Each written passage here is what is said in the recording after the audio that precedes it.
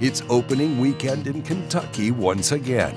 Our team has returned to Salt River Outfitters with their bows in hand and are excited to see what this weekend has to offer. One great aspect of being here during early season is velvet deer. And when the deer are in velvet, it adds to the uniqueness and character of the antlers. As the crew settle in and get their gear ready, let's check out the Yamaha Side-By-Sides that Steve Nessl brought along for their stay. I got to come up from my home and from Yamaha HQ down in Marietta, Georgia, and Wade and I talked about what do we want to bring, side-by-sides for sure, but what do we want to hunt out of? We've got a crew up here, it's not a big one, but I thought let's bring the Viking and the Wolverine X4 in case we need to be moving people around and working stands, which we did. And to be able to park the trucks behind the house and just take these things quickly to and from the stands, to get in and out, to get across that creek or through some rocky sections without bouncing around in a truck at 5 miles an hour when you can hit them at 10 to 20 in a UTV is, well, it's comforting. And that's really what we're trying to do is to put them in use, talk about them in season for sure, but the beauty of these machines really lies outside of season when you're prepping, you're running cameras, or you're setting up cameras, or you're running tree stands, and you're scouting, and just working the game and the land post and pre-season all year long. These things are not meant to be a 3-month wonder. You don't just use them to get to and from the stands and put your harvest in the back. They're really intended to put your truck behind the barn or behind the house and beat on them because they're more apt and willing to take that abuse. One, because we build them durable and reliable, but two, because that's the actual intent for them existing, is that so you can use them, you can beat on them, and that you can trust they're always going to get the job done. We're getting right to the action this evening and joining Steve at a swamp stand he hunted last year. Located several hundred yards away from camp, this stand shows promise with the most daytime shooters coming to the camera, and Steve is hoping one of these deer will emerge and present the perfect shot opportunity.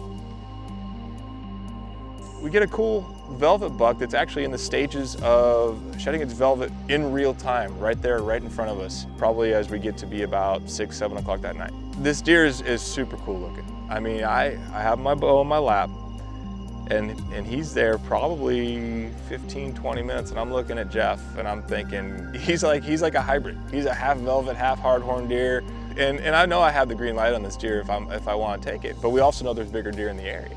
So I'm looking at Jeff, and he's looking at me, and he's probably thinking, what is Nessl doing? Oh no, what's he gonna do?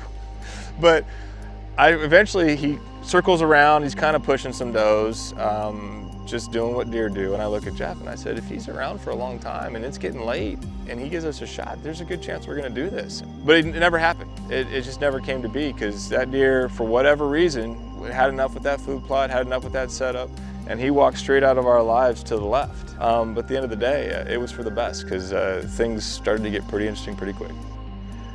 Moving off to my left, and it's not a velvet deer, but it's a big hard-horned buck, and it's right on the edge, and I can't see it very well. And Jeff's looking at it, he's got it. He's got good footage of that deer. It's down off just right on the tree line, right on the edge, and it's feeding, and he's on it, and then here comes the deer I saw.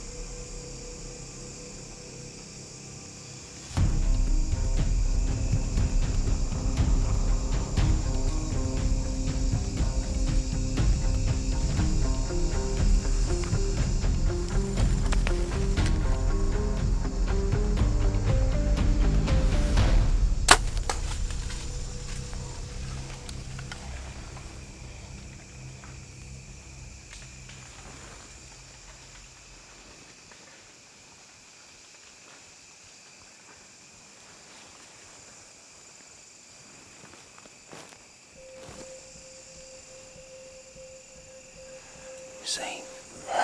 Did you see? Right. I don't know. I'm a little concerned about what the arrow did when it hit him. I know it hit him. Yeah. It might be low. I wish I felt better about it. I think we'll do it in a minute. We will give it a minute, but then we're gonna go check that arrow out. And we'll probably watch the video. Now I'm gonna cross my fingers and toes. And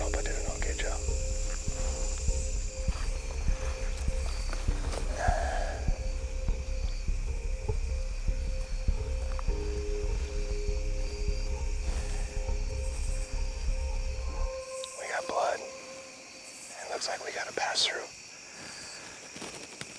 I am better now, don't you? I feel better. I feel a lot better. Yeah. We're still gonna do exactly what I just said, though. We're gonna walk straight out of here. I think it still felt low. I'm just hoping we did enough damage. The rage is deployed, and yeah, I feel better. So, sticking to the plan. If he's bedded and he's not done, we're not gonna push him. All right, so after giving the deer some more time, the crew drove down in the Yamaha Side-By-Sides to start tracking Steve's buck. Yeah, I did see him take it. He took a couple steps and then jumped.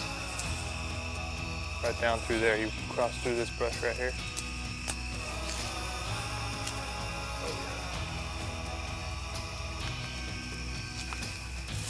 Here. Here. Here. Here. Oh!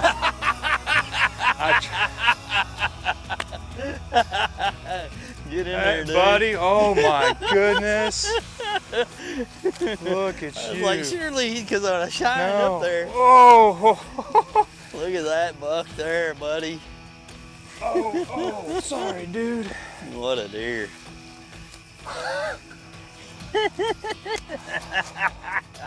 I love it. Man, look how heavy that deer is. That is incredible. I did not, I have to admit, I did not know he was that thick. What a stud. What a stud. I am really happy I did you right, dude. Wow. You know, when I said we'd come back after last year, we had some, that was tough hunting, but immediately wanted to come back, and this is the reason why. A chance at a Kentucky buck like this, early season. We're a little later, he's got, you see the remnants of the velvet. It doesn't matter, velvet or no, he is a stud. And he didn't go very far at all. I probably watched him take his last few steps from the stand, but I just was not sure of myself. Never really am. But I did a good job. We did a good job today, Jeff, as hunters in a really, really cool spot. And lucky for us, this guy gave us an opportunity. What a monster. What a monster. Good deer. No, we got this velvet coming off right here. We got to kind of, we don't have to preserve it. We just got to make sure we don't rip it while we get him out of here. And just everything about this hunt. We knew it would be a good spot. I was afraid we were going to get busted, and the wind and. Congratulations, Steve, on an incredible memory and for bringing home such a unique buck. The all-new Yamaha Wolverine X2. With a compact chassis perfect for exploring tight technical terrain. An ultra-quiet and smooth 850 class twin-cylinder engine. And next-level versatility with a 600-pound dumping cargo bed. No other side-by-side delivers this level of proven off-road performance. The all-new Wolverine X2 from Yamaha.